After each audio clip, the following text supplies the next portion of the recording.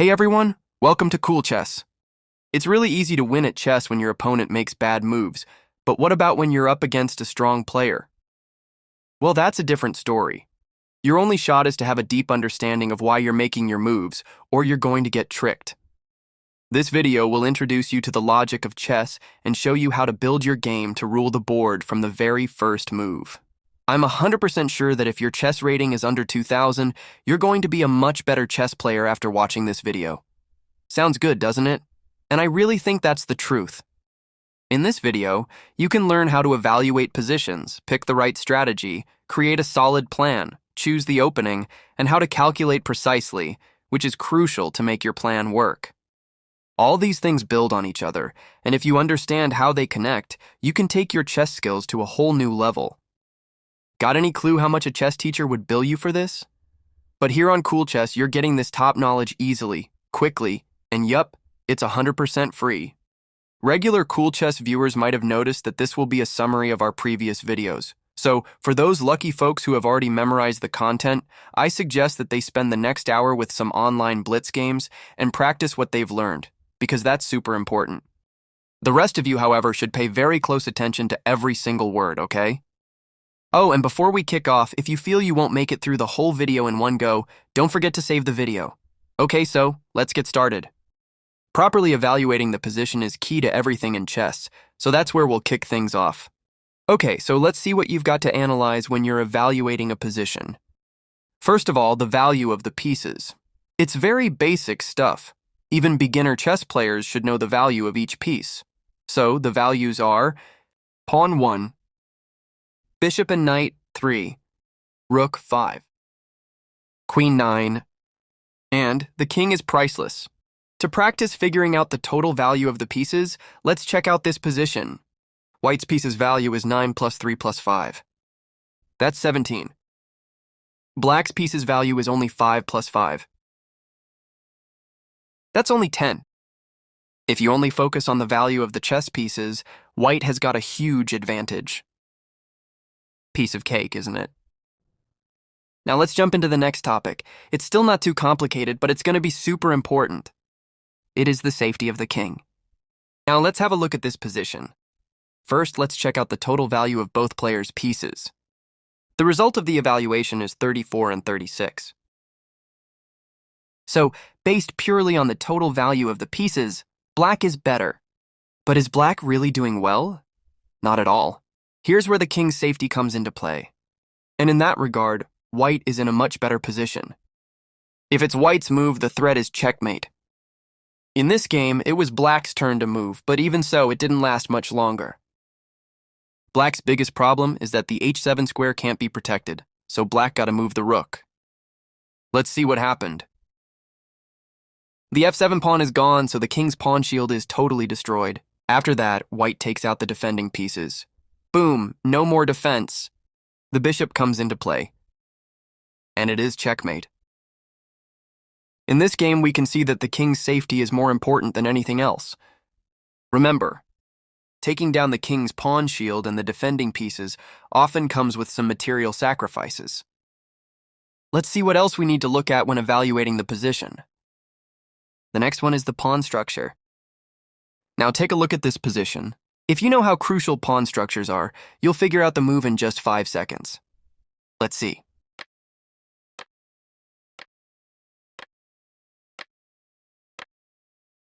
The move is f6 pawn sacrifice. I hope you found it.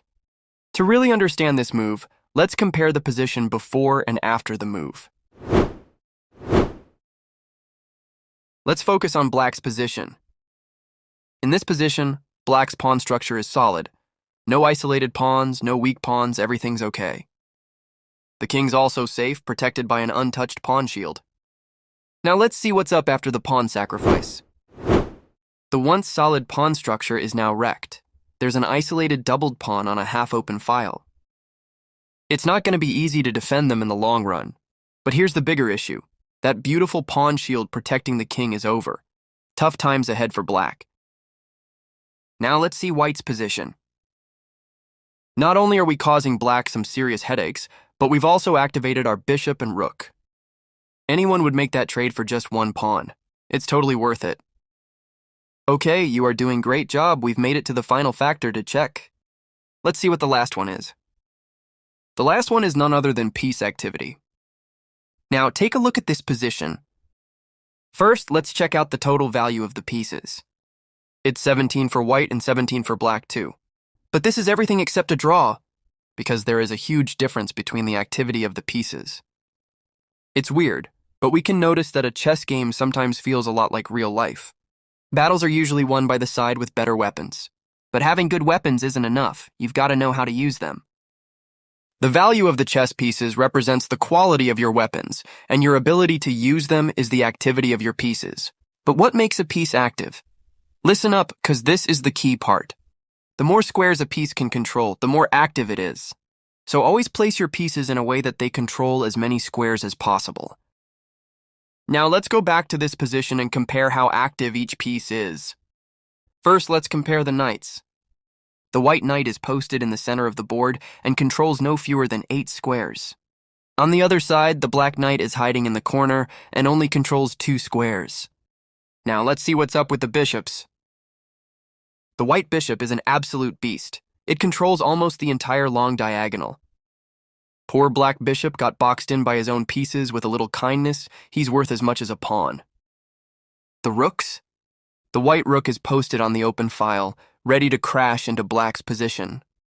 The black rook isn't bad, but it's stuck playing defense. And we can't forget about white's pawn on b7. That little guy's a real treasure. Promotion is coming. All right, enough with the theory. Let's get into the action and see how this plays out. Who else could show this better than the greatest chess player of our time, Magnus Carlsen? In this game, Carlsen's opponent is Evgeny Tomaszewski. Tomaszewski is a 2-time Russian chess champion, and his colleagues call him the Professor, so he is definitely not a beginner. The games of the greatest players are often hard to understand. It's like their brains just work on a completely different level. But if you've been paying attention to what we've covered so far, everything will make perfect sense. In this game, you'll see how Carlsen dominates his opponent by applying the ideas we just covered. It's seriously impressive. Before we dive into the game, I'd like to ask you to drop a comment and let us know what kind of videos you'd like to see from us. What's the most challenging part for you in chess? What are you most interested in? Whether you're a beginner, an intermediate player, or even a tournament competitor. Our goal is to help you understand chess even more. Now let's see the game. The opening is called London System, which is usually not a bloody fight in the beginning. It is rather about building a solid center and developing the pieces. Both sides try to develop their pieces to active squares. And now, we arrive to the first critical position. Black wants to neutralize white's bishop on f4 and is willing to move their bishop a second time in the opening to make it happen. At first glance, it looks like the black bishop is threatening taking white's bishop because you can only recapture it with the pawn, which messes up your pawn structure. And let's see what Carlsen is doing. He doesn't mind it, he is just developing. But why? Hasn't the best chess player in the world heard that doubled pawns weaken your pawn structure? Of course he has. But as you could see, pawn structure is not the only thing you need to consider when evaluating a position. Let's see how Tomaszewski is reacting. He is not taking on f4, but why? Let's have a look at the position if the black bishop takes the f4 bishop. So we now have a doubled pawn, which is usually bad, but not now. Because this double pawn is right in the center, which is actually a great spot to have it. It controls the super important e5 square, which is like a prime spot for our knight to dominate the board. Not only does our knight get a sweet position, but with the e file opening up, our rook also gets activated and ready to join the action. Another key point is that pushing the pawn to f5 is also in the air. If black tries to stop it with g6, their king's position will end up full of holes like Swiss cheese. And now let's evaluate the changes in the position based on the concepts we've covered.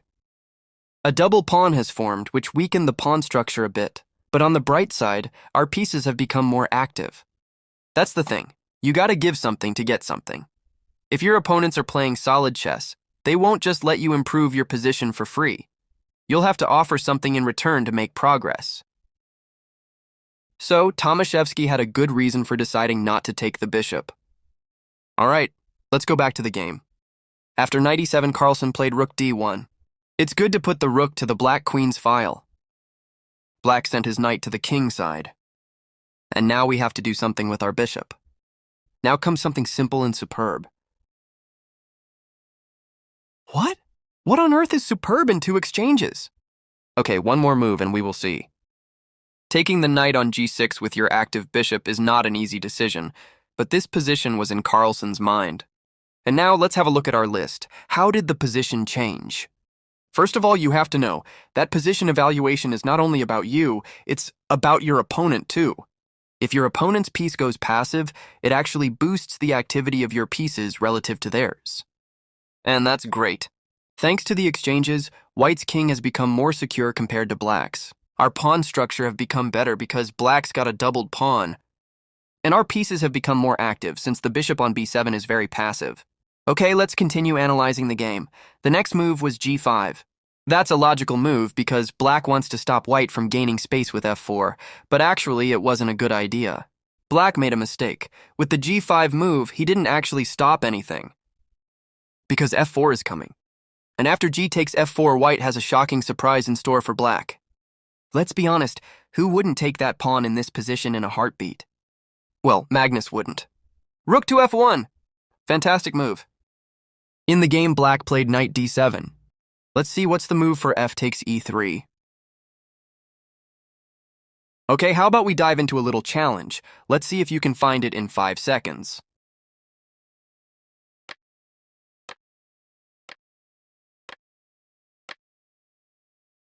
Remember when I mentioned that weakening the king often comes with some material sacrifices?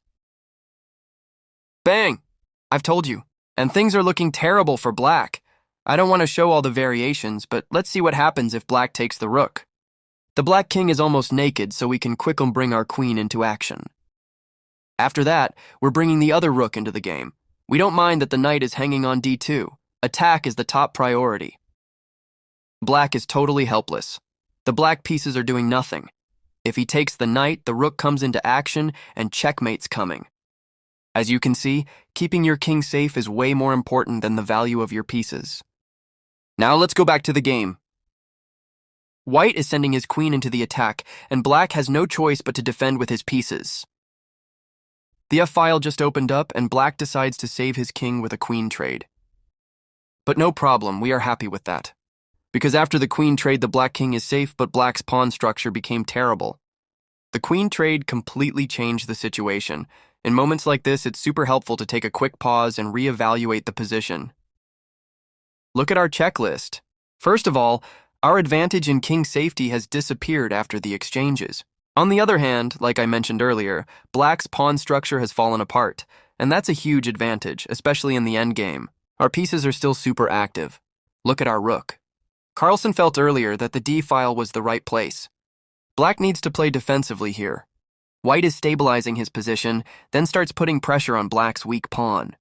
Black is trying to make some trouble on White's queenside with the move a4. In exchange for a pawn sacrifice, White's pawn chain has been broken, but in this position, the a4 pawn is more of a threat than a weakness. And of course, our knight is much better than Black's bishop. The c5 pawn dropped, and Black was left with no option but to resign the game. Well played, Mr. Carlsen. Okay, now that you're solid on the basics, we can move on to how you can systematically build up your chess game step by step. So, as you probably already know, the first part of a chess game is the opening. There's a massive amount of theory for it, so it's something you can really study well. But you don't necessarily have to memorize all the variations. Just knowing the characteristics and plans of the positions that arise can be a huge help in your games. But how on earth do we pick an opening to learn from all the countless options out there? I mean, we can't learn them all, right? First, we need to figure out what types of positions we enjoy playing, because that's where we'll be most successful. This is where choosing a strategy comes in. Basically, there are 2 main types: attacking strategy and positional strategy. To help you decide which one suits you better, let's look at 2 games to see what attacking chess and positional chess are all about. Okay, are you ready? Let's get started. Let's see how the chess legends launch their attacks. Our teacher will be Garry Kasparov. He was perhaps the greatest chess player of the 20th century. In his game against Sergei Begin, Kasparov demonstrates how to build up an attack against the opponent's king. The game was played in 1978. The opening is the queen's gambit, the semi-terrash variation, which is a big fight for the center from the very beginning. After a few developing moves, we've arrived at the first critical position.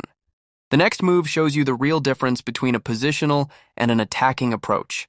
What would a real attacking player do in this position? Pawn to e5. Very interesting move. From a positional point of view, there are some problems with this move. We're giving black the important d5 square, and that advanced e5 pawn could become a bit weak in the future. Okay, but Kasparov wants to attack. To really understand this move, we need to think about the requirements for a successful attack on the opponent's king. The first one is the majority of the attacking pieces. It is super important. For a successful attack, we need to have more attacking pieces than our opponent has defenders. With this move, we not only opened the d3 bishop's diagonal, but also took control of the crucial f6 square, which would be a good place for a defender black knight. That single move not only launched our piece into attack, but also effectively blocked their piece from contributing to the defense. Okay, let's continue the game. Black retreats the bishop to e7 to reinforce the defense. He wants to control the g5 square because that can be very useful. For example, let's see what happens after the developing move bishop to d7. Now I have a challenge for you. Let's see if you can find the correct move in 5 seconds.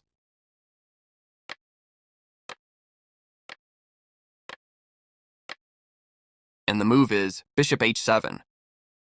The point is that after king h7, knight g5, king g8, and queen h5, black can't control the crucial h7 square, so checkmate is coming. This is a recurring tactical motif known as the Greek gift. It's incredibly useful to recognize combinations like this. For those unfamiliar with this motif, calculating this variation in just 5 seconds is really difficult. However, for those who know it and have used it before, 5 seconds is more than enough to find the right move. Okay, let's go back to the game. The next step for the successful attack is weakening the defender's pawn shield. As we saw earlier, the e5 pawn makes it tough for black to defend the h7 pawn, so Kasparov lines up his pieces with that in mind. Queen e2 is the first step of this plan. It's really important to always find the harmony between your pieces. Their smooth cooperation is key to your success. Black decides to move his knight to the great d5 square, which is a pretty logical idea. White needs to pull his bishop back, but that's no big deal. It won't stop us from carrying out our plan. Black is developing and we push the black knight back. Okay, black got his knight to the center. He can be happy about that, but to be honest, black would likely prefer his knight to be on f6, where it could defend his king side. While black danced his minor pieces around, we completed our piece repositioning. Queen e4 is coming and we are threatening checkmate. Finally, white lined up his pieces so they'd all gang up on the weak h7 square, and black had no choice but to weaken his king's position with the g6 pawn move. And that's exactly what we wanted. Now the dark squares around black's king are seriously weakened, and we've got a sweet little spot for our bishop on h6. This setup of whites with the queen and bishop lined up is worth remembering. It's way more effective when the bishop's behind the queen, not in front, because together they threaten checkmate. Alright, so what's next? White's pieces are gathering for the attack, the king's position is weakened, but now what? That's not enough. We need to weaken the opponent's king position even further. Are our minor pieces doing their job? Then it's time for the pawns to join in. Our king's safe, so our h-pawn can happily go help the rest of the team. So h4 is coming. And here's where black went wrong. He knew he had to continue developing, but thought winning some time by attacking the unprotected b2 pawn with the move queen b6 was a good idea. Well, it wasn't. Bishop c6 would have been the best move instead. But Kasparov doesn't care about some b2 pawn when he's on the attack. Pawn to h5, our little h-pawn fears nothing. And here, black played f5, which wasn't the best idea. Even though he knew his pawn structure would weaken after the en passant capture, he thought it'd be worth it to grab the h5 pawn and reclaim the f6 square with his knight. Plus, he was hoping his d7 bishop would get into the game quickly. Black didn't quite see the position right, though. After knight takes f6, the queen goes to e1, which is a bit of a weird spot. Going to a light square wouldn't be ideal, because the d7 bishop could develop with tempo, and white needs to keep the e5 square for his knight. Black takes the h5 pawn, and the white knight takes its place. We can see how active white's minor pieces are. Finally, black's bishop gets in the game and targets white's rook, which is boxed in by its own queen. This doesn't bother white at all. His pieces are so well placed that it's pretty much guaranteed there's a combination waiting to happen. So it's your turn again. Can you find white's move in 5 seconds? Let's see it.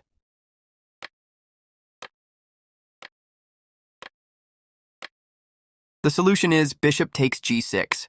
Our pieces are attacking, the pawn shield is weakened, and now we've reached the final stage, the destruction of the defense. If black takes the bishop, queen e4 followed by queen g6 is mate. So black went knight f6, and then white's bishop continued its destruction with bishop h7. And in this position, black chose to resign the game, because checkmate is coming. For example, if the king takes h7, then the deadly queen b1 check follows, after which queen g6 arrives with overwhelming force. That was a great attacking game, wasn't it?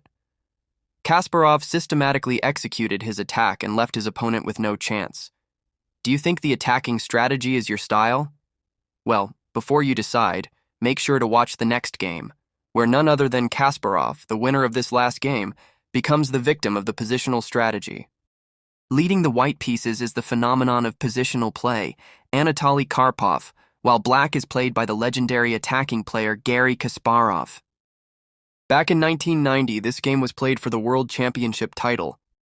This is the Grinfeld defense, a very strong opening that still gets played by the top players. White gets a solid center from this variation, but black's well-organized setup tends to neutralize its power. I don't want to talk too much about the opening, that's not the main focus of this video. But don't worry, we'll make opening tutorial videos too. Okay, let's say the opening phase is pretty much done.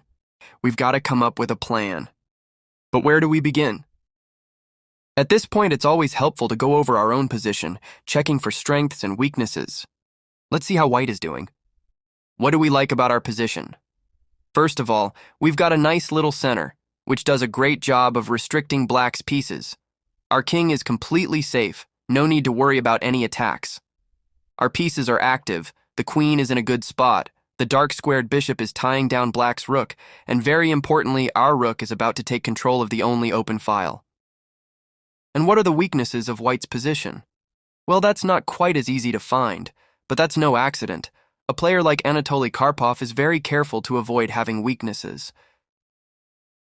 To uncover white's problem, all we have to do is take the advice I gave in a previous video. One of those tips is to always keep in mind what the endgame would look like for us. Let's give that tip a try in this position. Let's see what white's position would look like if we traded off all the pieces. I wonder if you noticed, but we made a tiny little change to the pawn structure. We moved the f2 pawn to f4. Besides that, we also activated both kings, as is common in the endgame. Looks pretty drawish, right? But it's not. Believe it or not, black is winning here. Can you figure out how? Here comes another 5-second challenge for you. So it's black's move. The clock is running.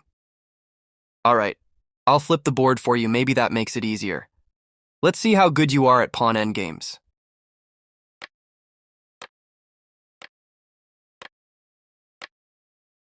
The move is pawn to f5. The point is, white can't stop black's king from breaking into white's position via the d5 square. Here's one variation. If white pushes the pawn to e5, then the black king enters on d5. Then black creates a passed pawn by pushing the queenside pawns, drawing the white king away from defending his pawns. The white king stops the b pawn, but then loses the others. If white doesn't play e5, the queenside pawns still draw the white king away. Now let's rewind a bit. You've probably figured out why I cheated a little by moving the white pawn from f2 to f4. If it were on f2, it could hold the e4 pawn with the f3 move, so the position would be a draw. How much a tiny pawn move can matter, right? So white needs to keep in mind that the endgame can sometimes be unfavorable for him. Of course, he can still trade pieces, but he shouldn't overdo it. Looking at the endgame is pretty useful, isn't it? Okay, let's go back to the game of the world champions. Like I said earlier, the white rook takes control of the open file, and that's really important. From here, white's game is built around that. How to make the best use of the open file. Okay, the next move is super important. White takes control of a key outpost on the c file, the c6 square, by playing d5. There's a serious downside to this move, though. By moving the d pawn, white opens up the black bishop's diagonal, making it much more active. To reduce the pressure on the c file, Black closes the open file by moving his knight to c4. But white simply removed the annoying piece from the way. Black trades the knights, and after that he also occupies the open file with his rook. So, has our control of the c-file ended? Not at all. White has a little surprise, which he probably saw when he played d5. Ready for another 5-second challenge? Let's see, what's the good move for white here?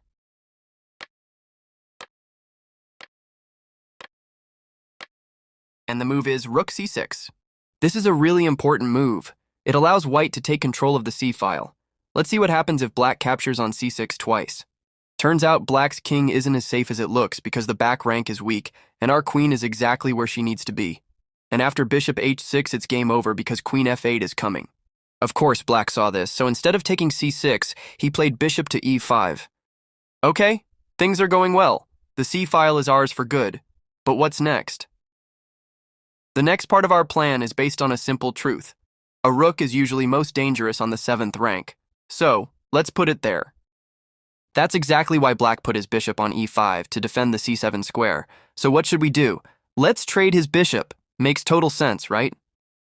So bishop c3 is coming. Here, black avoided the trade. Otherwise, he couldn't defend the c7 square. But no problem. Now we've got the long diagonal. We can force a weakening of the king's position with queen d4 because f6 is necessary. See how black is getting into an increasingly uncomfortable position? Like a snake is choking him, and he is finding it harder and harder to breathe. That's the beauty of positional strategy. Breaking down your opponent's resistance move by move. It's worth noticing how brilliantly white is rearranging his pieces. He moves the bishop and makes way for the queen to take control of the c-file. White also makes sure black doesn't get any counterplay. With a3, he carefully prevents a possible b4 move. And in this position, black practically has no useful moves. Imagine how much Kasparov, who loves to play actively, must have suffered in this position. He couldn't come up with anything better, so he played king g7. And now comes a little bit of torture in Karpov style. He thinks, although black doesn't have any specific threats, my back rank might be weak in the future. Why not improve my king's position if black can't do anything useful anyway? That's why he played pawn to g3. Black puts his bishop on an active square, but it's only temporary. White starts his decisive maneuver and clears the c7 square for his rook. After some short bishop maneuvering, the black bishop no longer controls the c7 square. And finally, we've executed our plan, we've managed to get the rook to the 7th rank, and from here on out, victory is a piece of cake. And now take a look at the black bishop. I wouldn't call black teamwork very harmonious. Black wants to get some space on the king side, but the d-pawn is marching forward unstoppable. And a few moves later, black got tired of struggling and resigned. That was a great performance by Karpov, wasn't it? The beauty of this game lies in its simplicity. After the opening, he came up with a plan and executed it beautifully, move by move. Chess is a simple game, right? And now comes something super important. Together, we'll figure out which strategy suits you better. Deep down, what kind of person are you? Are you a great attacker like Garry Kasparov, or are you a master of positional play like Anatoly Karpov? Let's start with a quote. I like to pick from famous chess players' sayings because sometimes they're right. Chess is a game of creativity and calculation, says Garry Kasparov. Okay, seems true, but let's see the opinion of someone else. Chess is the art of analysis, says the world champion Mikhail Botvinnik. There's truth in that too. The real question is, if you had to choose between the two, which would you pick? If you agree with the first quote, then attacking chess is closer to you. If you agree with the second, then positional chess might be the good choice for you. To get closer to the truth, let's examine what skills and qualities are needed to apply each strategy. An attacking player needs to be brave, even sometimes reckless. The great attacker has to be able to go all in with an attack if necessary. A positional player, on the other hand, is patient and thoughtful. For them, safety always comes first. An attacking player has to be able to calculate very precisely, while a positional player needs to be really good at evaluating positions. So, if you're tired from partying all night, it's probably best to save the attacking openings for another time and just maneuver your pieces routinely instead. If you still can't figure out which category you fit into, I have a piece of advice. Start playing a gambit variation. If you feel really uncomfortable because you are down a pawn, even when your pieces are active in return, then attacking strategy probably isn't your thing. As you become a better chess player and play against stronger opponents, you have to be good at both attacking and positional play, but one will always be closer to your heart. Okay, so play lots of chess and get to know yourself. Let's move on and see how you can be the one to control the opening. And of course, for this, as usual, we'll check out a sample game from the pros. We'll begin with the game of two Indian chess talents, Aragaisi and Pragnananda. This was a very important rapid game played in 2022. Exceptionally, the key move of this game is the first move. White began with a move that 10-20 years ago was considered a very bad move, but interestingly, today even the top players play it. So the first move is knight to c3. But why was this developing move considered really bad for so many years? Because Black's natural response d5 not only takes control of the center, but also limits the possibilities of the knight on c3. Okay, let's see what Black played. e5? What? Didn't we just say that d5 is the most logical move here? That's totally right. But then why e5? The answer is an opening called the Jobava-London system. If White plays d4 after d5, then we've arrived at the starting position of the Jobava-London system. This opening has become very popular in recent years. I'll talk more about that later. Okay, but now let's go back to the game, where Black started with the move e5. What do you think Black was thinking here? I think it was like, I wish White would just play e4 so we could end up in some normal opening that I've played a lot. Well, that did not happen because White played knight to f3, which not only creates a unique position but is also objectively a good move. Of course, Black didn't panic, and being a good chess player, he found the natural moves. Knight c6 was played. After that, White played d4. By opening up the position, White wants to put pressure on Black. After the exchange, Black continues to develop with the natural move knight f6. White continued his active play and developed his bishop from c1 to a good spot. After the move bishop g5, you could feel the tension in the position because of the pin. In those openings where the focus isn't on taking control of the center, but on active piece play, and the position opens up quickly, every single move is really important. That's why these kinds of positions can be really tricky for the less experienced player. Usually, after bishop g5, a safe move for Black is to play bishop e7. But in this somewhat rare position, bishop e7 is actually a losing move at a higher level, because knight f5 is really uncomfortable for Black. Of course, Black is a better player than to play bishop e7, so instead he developed his bishop to c5, and at the same time attacked the knight on d4. In positions like this, where speed is important, it's usually a good idea to develop with moves that force a response. Here, Black is forcing White to react to the attack on his knight. Besides bishop c5, bishop b4 is also a popular move. White defended the knight by playing e3, and Black responded with an inaccurate move. He played h6, which unnecessarily weakens his pawn shield. We're only at the sixth move, and the first mistake has already happened. How often does this happen when two top-level players are playing each other? Very rarely. And you know what's even rarer? When a mistake is followed by another one. White moved his bishop to h4, which makes a lot of sense. White wants to maintain the pin that's bothering Black. However, there would have been a better option here. After bishop takes f6, White's knights really come to life. If queen takes f6, then knight d5 comes, and then White can be annoying with knight b5.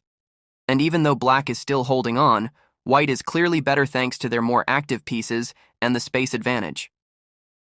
Two super talented players are playing, but look how early they're making little mistakes when they're in a position that's not standard for them. Alright, let's return to the game where White played bishop h4 as we said. Black castled and White responded with the key move, knight f5. Black played d5, which, besides aiming to control the center, also attacks the undefended knight on f5. However, White responded with a very strong move, queen f3. The queen defends the knight, is also eyeing the knight on f6, and makes room for a long castle.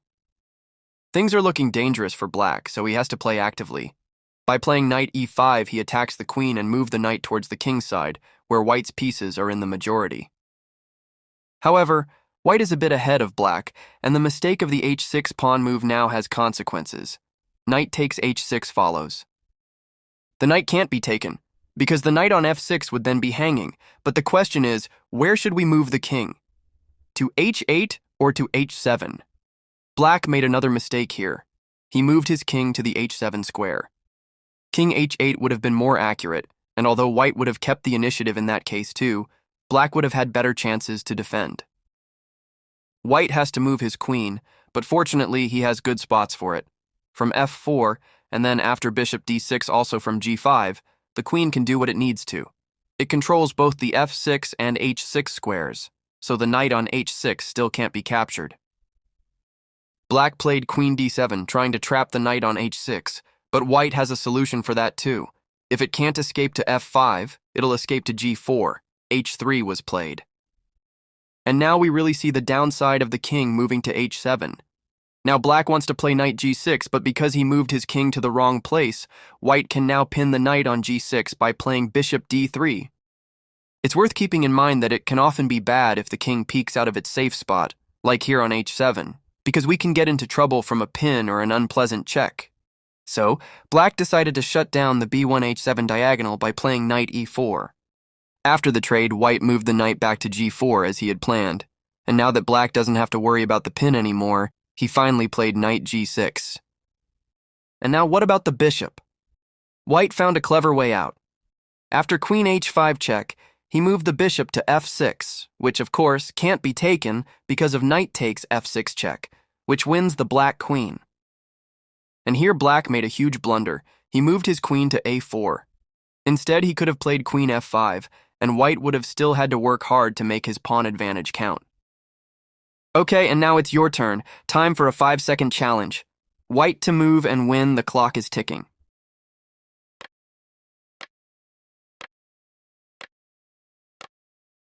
And the winning move is knight h6 check. The point is that after g takes h6 and queen takes h6, the checkmate is unstoppable. And if black doesn't take on h6, then after a few knight checks, white takes on g6 and wins. So in this position, black resigned. And now, I'm going to give you 10 great tips on how to handle the opening. First of all, let's take a look at the diagram that I've already shown you. You can see that the choice of which opening to go for mainly depends on which chess strategy you feel most comfortable with. That's why the most important thing is to get to know yourself. The next tip, as you might expect, is to know your opponent if possible. It's very useful if you know their past games because you can vary your opening based on that. I'll tell you how in a moment. The next tip is about the importance of the right move order.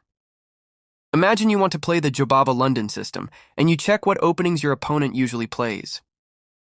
You see that against d4, the guy plays f5, the Dutch defense, and against e4, he plays e6. And the problem is that against the Dutch defense, the Jobava-London setup is not really good. That's why you need to play with the move order a bit. We start with knight c3, to which your opponent will very likely play d5, since he doesn't play e5 or c5 against e4, so he is probably not very prepared for a possible e4 move. And what happens if our opponent plays f5 on the first move after knight c3? We're happy about that, because we play e4 in response and white has a great position. However, if your opponent plays d5 in response to d4 on the first move and c5 in response to e4, then we don't change things up. We can start with d4, and if he plays d5, we play knight c3. As you can see, changing up the move order is very helpful, but you need a little experience and preparation for it. You can also see from the previous tip how important it is to prepare for your opponents. That's why one opening isn't enough. It's much harder for your opponents to prepare if they can't be sure what you're going to play. Don't play for tricks. That's the next tip. It's really cool if you can surprise your opponent, but don't play stupid moves. Don't make a bad move just to try a trick. There are so many correct openings. Choose from them. The next tip is super important. No matter how prepared you are, you'll still get surprised in the opening sometimes. But in that case, don't panic. Think about the basic chess principles, and if you have the chance, go for the simpler and safer option. It's really useful if you don't always play the same setups. For example, don't develop your bishop to the wing with both white and black every time. Sometimes occupy the center, sometimes attack the center in a flexible way. Variety is important. If you play different kinds of positions, you won't get into trouble if you end up in a new position. You might have already seen the next 2 tips in our previous videos, but they're super important, so it's worth going over them again. The first one is, aim to be the one controlling the opening. Try to give your opponent as few options as possible. The second one is about how to learn the opening. Don't try to just memorize the moves. Always learn the plans, and that'll make it easier to remember the moves too. And the last tip is none other than patience. When you're learning a new opening, you might not have much success with it at the start. Don't let this get you down. You'll be more successful once you've gained some experience with it. So, be patient. Okay, here are the top 10 tips. Keep them in mind. And now, I'm going to recommend some openings that are worth giving a shot. These openings aren't necessarily the absolute best, but they are solid, correct openings. Their biggest advantage is that your opponent has relatively few variations to choose from. You're the player who decides the character of the position early on, so with these openings, you can achieve your goal of choosing the opening. We're planning to make a half-hour video about each of these openings, showing you the main ideas and the most important variations. So make sure you subscribe so you don't miss them. Now we will focus on black openings, because playing the black pieces is probably a little bit more challenging for you. The first opening is the Scandinavian defense. This opening is perfectly playable below master level. It's true that white gets a tempo at the beginning by attacking the black queen, but in return we quickly attack the white center, and the active queen can cause a lot of trouble if white isn't well prepared. The next opening is the modern Philidor defense. This can be an excellent choice for players who enjoy positional chess, even at the master level. Thanks to the tricky move order, you don't need to learn as many openings as if you immediately played e5 in response to e4. And don't worry about trading queens. The position is still a long way from a draw with so many pieces still on the board. Interestingly, according to the stats, black is more successful than white in this line where queens are exchanged. The next opening is the modern defense. It's really flexible, not many pieces get traded early on, and it leads to complex positions where usually the stronger and more experienced player wins. Okay, let's move on to d4 openings. The first one is the Benko Gambit. The plan is super simple. With a positional pawn sacrifice, we open up the queen side, where we put huge pressure on white. The great thing about this opening is that you don't have to memorize many variations. You can play by intuition. For black, the last suggestion is the Dutch defense. Solid opening with real chances to win, and a huge advantage is that you are the one dictating how the game goes from the very first move. Okay, and finally, let's briefly talk about the Jobava London system, since I've mentioned it several times. So this time, we'll look at the opening from white's side. Many of you might know the classic London system, which is quite popular because it's really easy to play, and it's a very solid system. The Jobava London is similar, but it has more active piece play. White's pieces control the dark squares really well, giving white a very solid center. The knight on c3 is in a slightly weird spot, but for black, the knight b5 threat can sometimes be very annoying. The computer, of course, says it's equal, but for a human player, it's usually easier to play with white. Alright, that's all for openings today, but we'll be talking about them a lot more in the future. And now, let's dive into the secrets of making a plan, and to do this, I'll show you a very famous game that I'm sure you'll never forget. The white pieces are in the hands of Friedrich Semisch. He's famous for coming up with a great opening variation that's a common choice when facing the King's Indian and Benoni. And playing the black pieces is none other than the famous chess theory expert, Aaron Nimzowitsch. Now, this game isn't from today, it's actually from way back in 1923, so over 100 years ago. But as you'll see, they were already playing at a pretty high level even then. Since this is quite an old game, the opening wasn't played in a very precise way. The opening is the Queen's Indian defense, the so-called traditional line. Over the years, chess players have figured out that it's worth messing with white's calm development a little bit by playing bishop to a6 and bishop b4 check instead of bishop b7. But hey, 100 years is 100 years, you know? So after a few standard developing moves, black decided to shut down the long diagonal with the move d5. Well, this move isn't exactly the most accurate either. The d5 pawn blocks the bishop on b7, and the problem for black is that unlike the bishop on g2, the one on b7 isn't protected.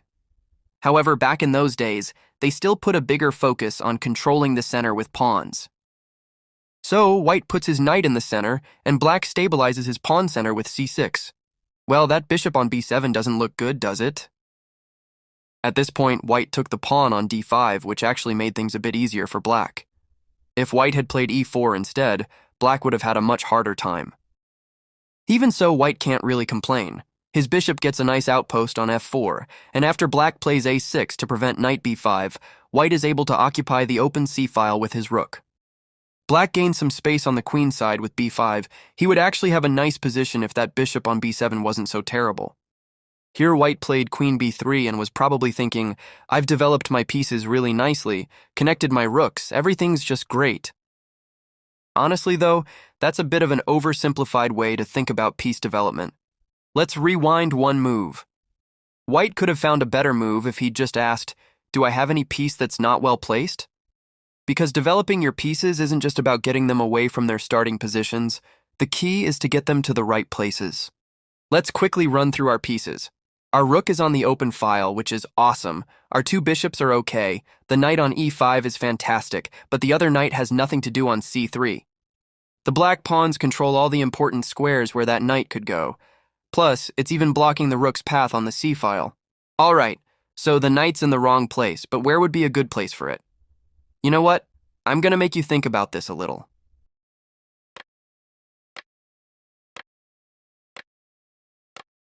And the target square is none other than the c5 square. The c5 square is a weak point for black because neither his b-pawn nor his d-pawn can control it. So, they can't push the white knight away from that spot. Okay, but how on earth do I get my knight there? Do you remember me saying that the point of developing our pieces isn't just to move them from their starting square, but to find the right spot? Well, now we actually need to go back to the starting square to get to the right spot. The best move is knight to b1. Besides opening up the file for our rook, we've also prepared a knight maneuver to d2, then b3, and finally to c5. Alright, so hopefully you now understand the difference between a developed piece and a powerful piece. Let's get back to the game now, where, as we said, white played queen b3 instead of knight b1.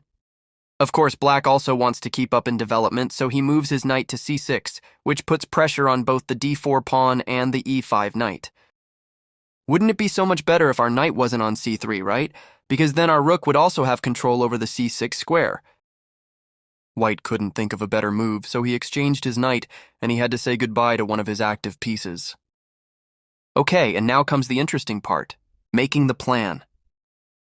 To create a correct plan, we have to evaluate our own position and our opponent's position.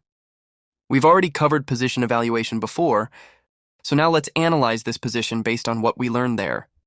So, the first thing we're going to look at is the value of the pieces. If we really wanted to, we could go through and count the value of all the pieces and see that both white and black have 35 points. But really, there's no point in doing that because there's just been 2 exchanges, so the values are equal. The next thing we need to check is the safety of the kings. We can go through this quickly as well, because both kings are absolutely fine. However, the next point, which is none other than the pawn structure, is going to be more interesting. The pawn structures are symmetrical, and there are no isolated or doubled pawns. But later we must say a few words about black's queenside pawns. But before we talk about them in detail, let's see what the last thing is we need to check when evaluating a position. It's the activity of the pieces. So, let's check out how active white's pieces are. We've already talked about the knight on c3, which isn't on the ideal square. The power of the bishop on g2 is limited by the black pawn on d5, but our bishop on f4 has excellent control over the queenside. Our rook on c1 has already taken control of the only open file, which is great, and our queen has also come into play. Okay, and now let's see the black pieces. When we look at black's pieces, there are 2 main things to point out.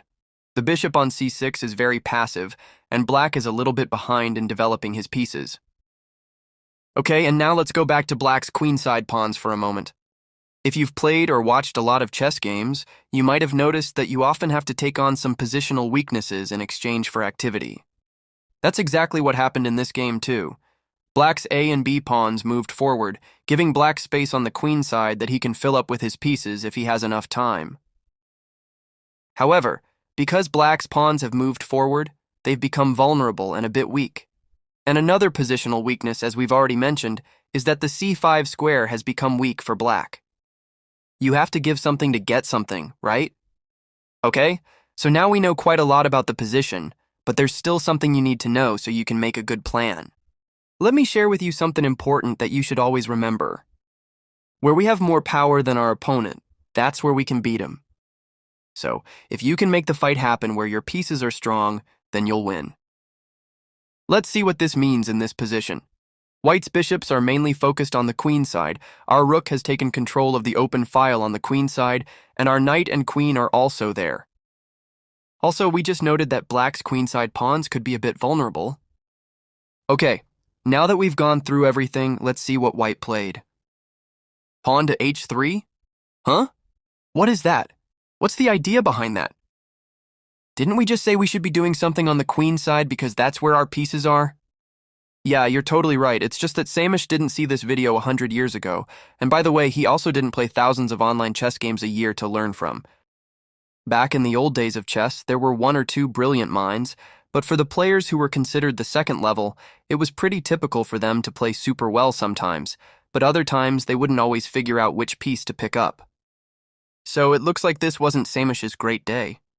Instead of that absolutely useless h3 move, White could have gained the initiative by playing knight to e4.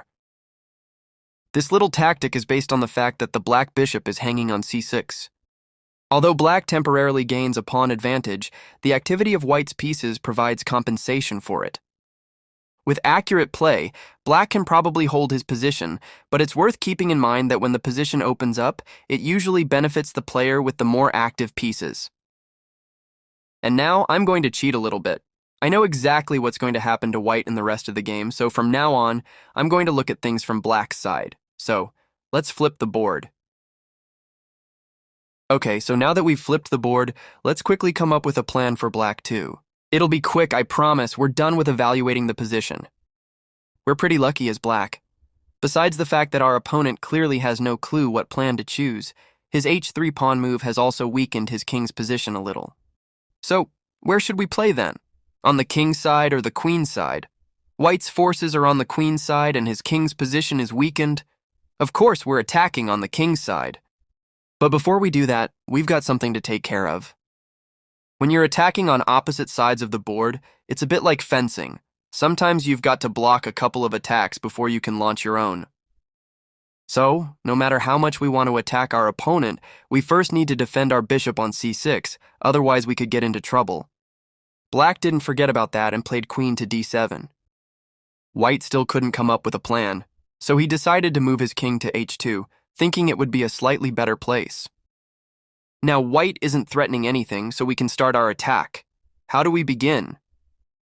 We've already gone through the steps of an attack. What was the first condition for a successful attack? The majority of the attacking pieces.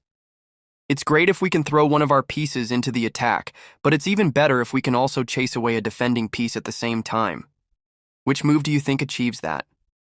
Knight to h5. Very useful move. The bishop on f4, which was doing such a great job controlling the Black queen side, is now moving back to d2. And now let's continue our attack. The next step is to weaken the pawn shield. It is good for us that White has already started to weaken his own pawn shield with the h3 move, but it is still not enough. We need a little extra help. So, pawn to f5 is coming. It is a very important attacking move. Why? We want to play f4 with Black, and with that move, we'll not only weaken the pawn on g3, but also get our rook from f8 into play. In this position, White thought he'd move his queen to the king's side with queen d1, seeing as that's where all the action was going on. There was another aim behind this move as well. White has a little trap in mind for Black, at least that's what White thinks. After the queen moved, White's dominance on the queen side has decreased, so we've got a chance to advance a little bit there as well. b4 is coming. Our queenside pawn is pushing the white knight back, and at the same time, it is creating space for our bishop on b5. It's interesting to see how much the position has changed in just a few moves. Not long ago, white was the more active player, but now he can hardly make a move. This is what happens when you play without a plan. White moves his rook from f1 to get his e-pawn out of the pin, and black brings his other bishop into the game. The d6 square is a great spot for the bishop because this increases the pressure on the g3 pawn even more. And in this position, white has made a huge mistake. By playing his pawn to e4, he carries out the threat he had in mind when he moved his queen to d1. The idea behind this move is that the black knight on h5 is hanging, and the e4 move creates a discovered attack on it. Remember when I said that opening the position is good for the player with more active pieces? If you remember that, then I really hope you wouldn't play e4. Poor white hadn't had the chance to see our videos yet, so he fell into his own trap. Black thought that a knight was no big deal and sacrificed it for the attack, so black played f takes e4. White took the knight and black captured the pawn on f2. With that move, white also started the third step of leading the attack, destroying the defense. Now the g3 pawn is only defended by the king, and we couldn't wish for a better place for our rook than the f2 square. White defends the g3 pawn with his queen, and black just brings his other rook into the action as well. Now rook to f3 is a really serious threat because the bishop on g2 is pinned and cannot take it. Check out how effectively our bishop is working from b5. The light-squared bishop, which was recently stuck behind its own pawns, is now excellently controlling the super-important f1 square. So, white played king h1, and black sent away the white queen from the g5 square. The queen moved to the only available spot, e3, and black then played bishop to d3, shutting in the white queen. You can see how white is slowly running out of options move by move. Every move black makes feels like a hammer blow, and white is just going with the flow. As if white didn't have enough problems with the g3 pawn, now another threat has appeared. Black is threatening to trap the white queen with rook to e2. Poor white. There's nothing else to do, rook to e1 has to be played.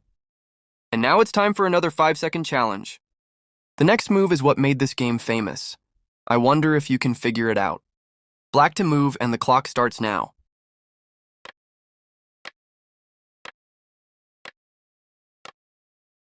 Okay, so here black played h6. Why is this such a strong move? Because white practically has no moves. Okay, black has other good moves too, but this one is definitely the coolest. Let's check out white's possible moves. So first of all, the queen has no safe squares to move to, so the white queen can't move. The king can't move because then rook f3 is coming. The rook on g1 can't move to f1 because it would be taken, and the rook on e1 can't leave its square because then rook to e2 would trap the queen. The bishop on d2 can only move to c1, but then the knight on b1 would be captured. The bishop on g2 can't move either, because black controls the f1 square. Finally, there's nowhere the knight on b1 can go without being taken. It's ironic that white is up a piece, but he can't make a move with any of them, isn't it? Okay, so what about the pawns? Can white do anything at all with them? Let's see. If the pawn goes to g4, then black plays rook f3, and the bishop can't take it because rook h2 is checkmate. And what if white tries to play a3?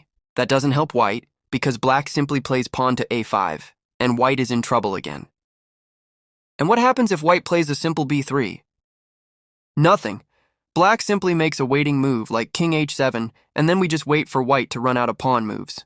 White went through all these lines and having no better option resigned the game. This game is the so-called immortal Zugzwang game. The term Zugzwang originates from German, meaning compulsion to move. So you really don't want to move, but you just have to. It's really unusual for a player with so many pieces not to have a single useful move, and that's what makes this game so remarkable. Okay, you are doing great. I hope you now have a solid understanding of how to make a plan. Let's move on, because we have one more item on our diagram to cover. I've labeled this one Action, and it's basically about how you choose your actual move. This breaks down into two super important parts: position evaluation, which we've already covered, and calculation, which is what we'll dive into right now. In this part, you'll get some very useful tips. You'll see famous games related to the topic, and we'll also cover the most important tactical motifs and checkmate patterns. Okay, it's quite a lot. Let's get started.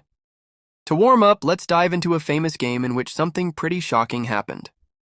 The game was played in 2006 by former world champion Vladimir Kramnik against the chess program Deep Fritz. This game wasn't some friendly blitz match, it was the second game of a 6-game match, with nothing less than $1 million at stake. In this position, Vladimir Kramnik, playing as black to everyone's surprise, played Queen e3, which wasn't a good idea. How about a 5-second challenge? What did the computer play here?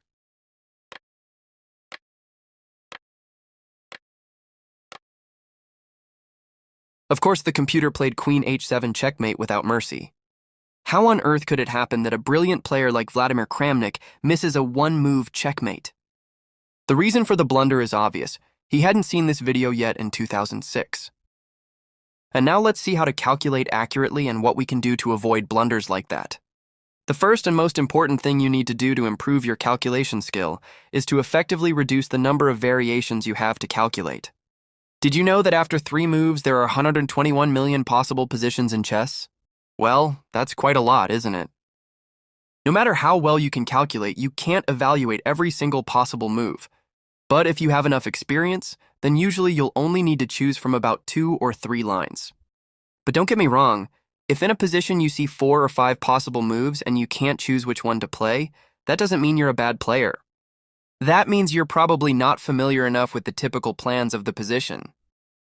In this case, you need to work on the opening part a bit more, and you should try to stop your opponent from leading you into unfamiliar territory.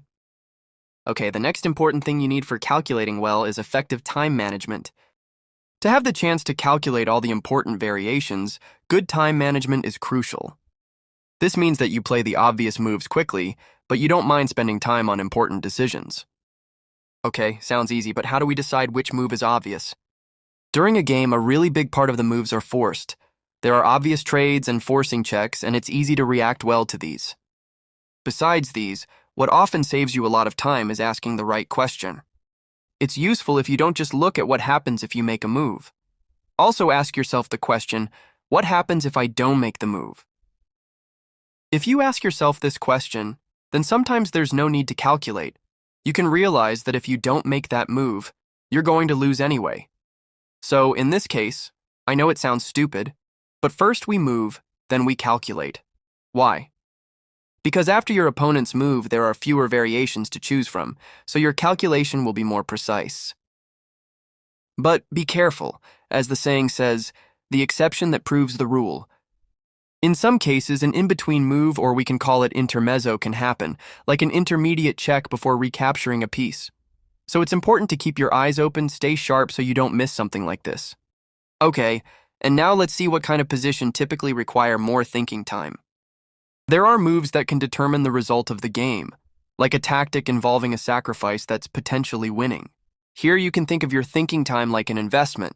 For example, if before calculation you think there's a 30% chance the move leads to a decisive advantage, then the time you used has a high expected benefit, so it's worth spending time calculating that move. However, in these positions, don't forget the importance of simple chess. Don't take unnecessary risks. If you have a good position, don't exchange it for a dubious one. Another situation where it's worth thinking is when there is a major change in the position structure or in the number of pieces. Have the queens been traded? Has the pawn structure changed a lot? There's a good chance you need to reconsider your plans, which is super important, so you got to spend time on it. The third kind of situation where it's worth thinking more is when you end up in an unusual position. Just think back to Kramnik's game. The world champion's blunder happened because the knight on f8 was in a really strange spot. If, for example, the knight had controlled the h7 square from g5, then Kramnik definitely wouldn't have missed the checkmate. Now let's move on and see what the next factor is that makes your calculation more effective. It is minimizing the possibility of making mistakes. The blunders are all there on the board waiting to be made, said Sawieli Tartakower, Polish chess grandmaster. And that's very true. There's always a chance for a blunder, and it greatly improves your performance if you minimize the danger of blunders. Let's see what kind of dangers might be hiding in your position. The first one is undefended pieces. If a piece is undefended, there's a danger it can be captured. A single undefended piece usually isn't a problem if it's not currently under attack, but having more undefended pieces create the possibility for a double attack. Let's look at an example. This is a super simple position. If it's white's move, white is winning. However, if black moves, it's a draw, because black can take advantage of white's undefended pieces and save the game with the move King d4. Okay, let's move on. The second danger is the danger of check.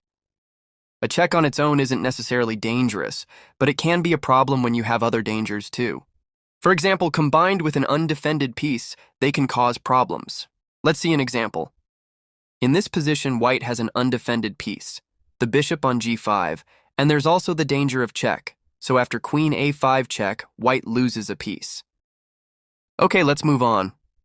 The fourth factor that can help you calculate better is pretty obvious: practice. Getting to know and practicing tactical motifs and checkmating patterns is super important. Chess patterns make calculation faster and easier. They are like calculating in your head what's in brackets while doing math. Think of the smothered checkmate. This is a sequence of 4 moves, but experienced chess players practically use it as one unit of calculation, as if it were one move. Let's quickly check out a few examples for each one. We're planning a video on this topic where you can learn about them in more depth. Don't forget to subscribe to the channel so you don't miss it. Okay, so first let's see the tactical motifs. The first one is the fork, which is a tactic where a single piece attacks 2 or more of the opponent's pieces simultaneously. The second one is the pin, when an attacked piece cannot move without exposing a more valuable piece, or the king behind it along the line of attack. An absolute pin is when the piece behind is the king. A relative pin is when it's another piece. The third one is the skewer, which is the opposite of the pin. The more valuable piece is the one directly attacked. When the more valuable piece moves away, the less valuable piece behind it is exposed to capture. The next one is the discovered attack, which is an attack created when one piece moves out of the way, opening a line for another piece behind it to attack an enemy piece. If the piece that moves also gives check, it's a discovered check. Okay, there are still some more, but now I want to show only one more important tactic, which is deflection. It means distracting a piece from its defensive duties. These tactical motifs can also be combined. Here's an example of the combination of the fork and the pin. Okay, after the tactical motifs, let's see some checkmating patterns. The first one is the back rank mate.